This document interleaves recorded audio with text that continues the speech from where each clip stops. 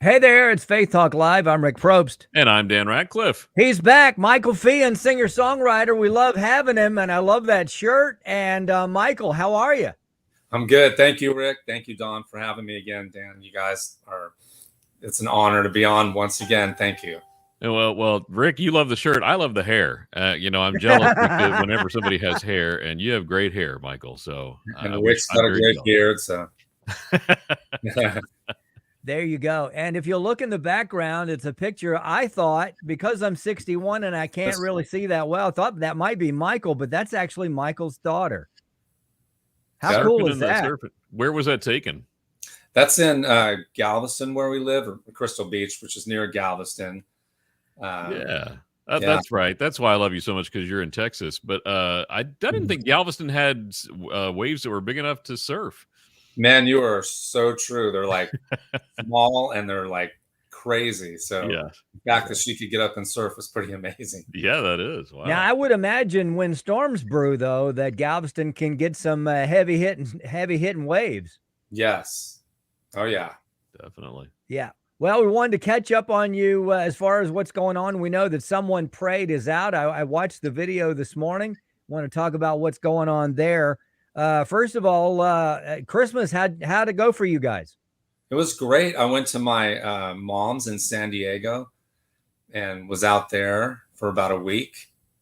And it's usually always beautiful, but it was pretty overcast and rainy, but it was good to be with, my mom and my sister. And my wife, she stayed here and she went to go see her mom. So we were kind of split up this Christmas. Now, I lived in San Diego for 4 years, and I learned there was a June gloom, and we experienced it every single June. It was gray, and it was like magic, right? The end of May, boom, there it was. And then the 1st of July, it was like sunny. So was it like June gloom then?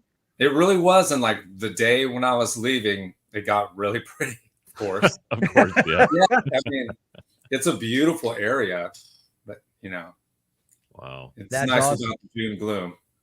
Well, we appreciate you and all that you do. Thanks for catching up with us. We enjoyed our last conversation, and we wanted to check back with you. As I just mentioned, Someone Prayed. How long ago did you release that? That's just now out, right? It is. It was released October 15th, and I've been out, trying to get out to churches and organizations as much as possible. Just getting out there and praying for people and had some pretty neat things. There was a couple of galas that I did, and one was the Hilo Ministries, which is for adopted and foster children, which is big for me because of my daughter being adopted. And one of the songs on my CD, Before Time Began, is about Tatiana. And then I was real fortunate to be at a gala for Hope Women's Center in Beaumont, Texas, where I got to minister alongside the one and only Dallas Jenkins of The Chosen. And wow, that's awesome. It was so cool hearing his story. Yeah, it was amazing. Boys, talk about stories. He is a storyteller. That show is simply amazing. It really is, isn't it? Yeah. What did you glean from him and just being with him for that little bit? So his story, he talks about that there was another movie that before The Chosen came out that he had, and it was going to Hollywood, and he thought, man, doors are about to just blow open for me. And it just fell flat. And he said, he was like, man, it was like everything, my world was coming to an end, basically. And he got, he said, you know what, God, I'm doing this for you. So if I don't do another movie, that's fine. And this church he was at, he started doing some smaller stuff, and The Chosen, he said that they were going to do a fundraiser, and he goes, man, that just, a lot of times that doesn't work. But right. The Chosen ended up being like, just blew the doors open. I mean, it was just really encouraging. Yeah. Really encouraging. So well done. He's done a great job. The actors are phenomenal, and it's just great stuff. Awesome. Yeah. Michael Feighan with us, singer-songwriter. What have you heard so far from the videos and the music that you've released so far?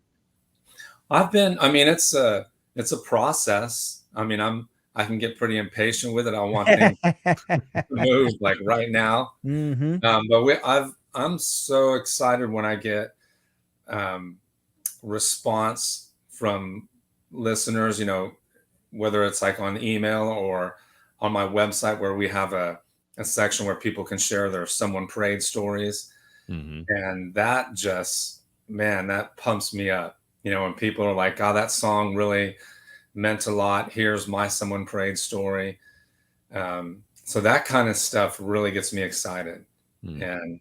But you know, I'm about to, April 2nd, I'm going to be in Branson, and they're doing it's a benefit for veterans. And so I got invited to come there and perform my song, I Still Believe. And I'm really excited about that. So just, again, trying to get out, you know, ministering in 2022 to churches and organizations. So if you're out there listening, bring me. I'm ready to come. Now you'll be doing that particular song in front of veterans. Have you done that in front of veterans before? I would be, this is me talking, I'd be a little nervous. I'd be shaking a bit. Oh, man. Oh, yeah. So, and I mean, I was at it was a Republican women's organization, and there was, you know, a lot of veterans in there. So I was a bit nervous for sure. Yeah. Yeah. Well, talk about putting these songs together. Just on your website, it shows that I Still Believe. I mean, some of the names you have on there, the folks that they've worked with, these are big time people. Talk about the process of putting this together. Yeah, I mean, I was thinking about it the other day. I mean, just how God opened the door for me to work with somebody like Matt Bissonette, you know, I've followed him and his brother Greg Bissonette for almost all of my music career. Mm-hmm. And they've played with everybody and anybody in the music world, and they're real strong believers. And I mean, to me, it's like a miracle that, you know, God just like, all right, I'm just going to allow you to work with these two giants. Yeah. And then they knew, Matt knows Chris Lord-Alge, who's one of the top mixing engineers in the country. And so it was really humbling and just an experience that I will never forget for sure. Wow. Now, you mentioned, Michael, before time began, the song about your daughter. You and your wife adopted your daughter. I read that, let me see if I can get the number right, how many days it took to get that mountain of paperwork done. 469 days to get and that's just a part of the process to get everything taken care of. Thank God that it all came through, and there she is, you know, she's 20. I think you said she's 22 today. Talk about patience during that time, because, hey, we're all impatient.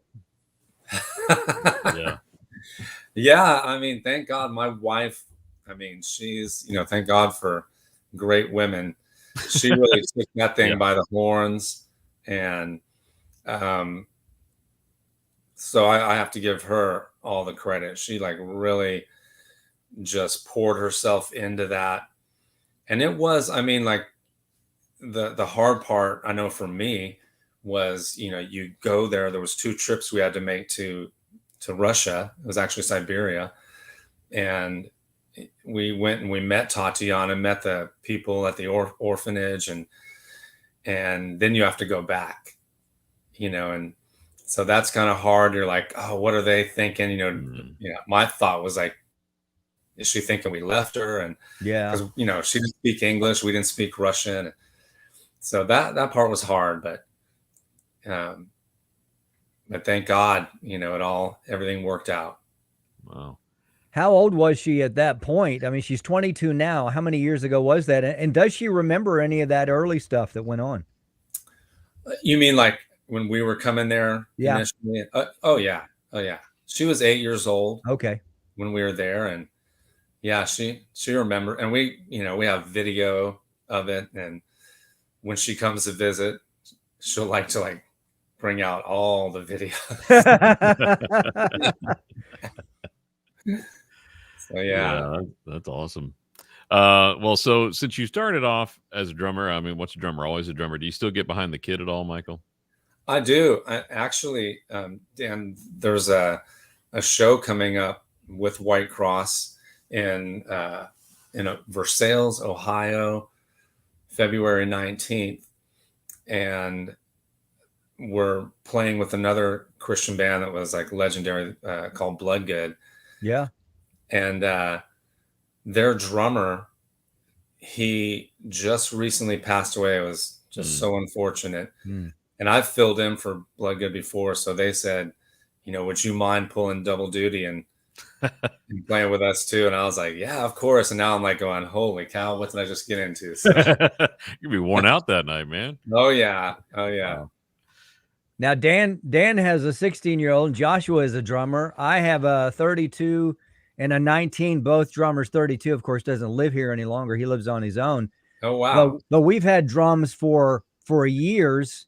And I remember I used to love listening to them practice, but the pictures and the plates on the wall, the decorative plates my wife would put on the wall, they would constantly do this. Yeah. The shaking. So I miss that sound. How did you how did your wife or your family deal with all the noise?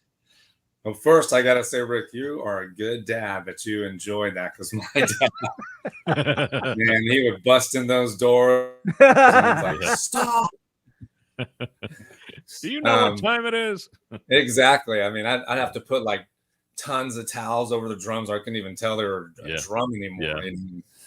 But yeah, I mean, Christy, she dealt with it pretty good, because I actually was teaching drums when we were in Dallas out of our house, and was next to her office. And I don't know how she dealt with it, but now in this new house, she's like, no, you need to find another place for doing that. And make sure and soundproof it. Yeah. Right. Yeah. Well, I know the big deal. My son is still in the local industry here in Atlanta, and maybe they did this back in the day. I don't remember this, but they have practice spaces where people buy these warehouses and they divide them up into rooms and studios, and people can rent those rooms to bands. I mean, they get filled just like that. So I thought, wow, that's pretty smart right there. I think that's something we should invest in. Definitely. Yeah, exactly. Michael Feighan, we love having him. Check out his stuff. It's michaelfeighan.com. He's got the project that's released. Looking forward to more in 2022. Michael, let's catch up in the spring and see what's up. Thank you so much, Rick. Thank you, Dan, again, for having me on your show. I'm very grateful. Always good to have you. Yeah, you're such a blessing. Hey, let's take a break. We'll be right back. I'm Rick Probst. And I'm Dan Ratcliffe. This is Faith Talk Live.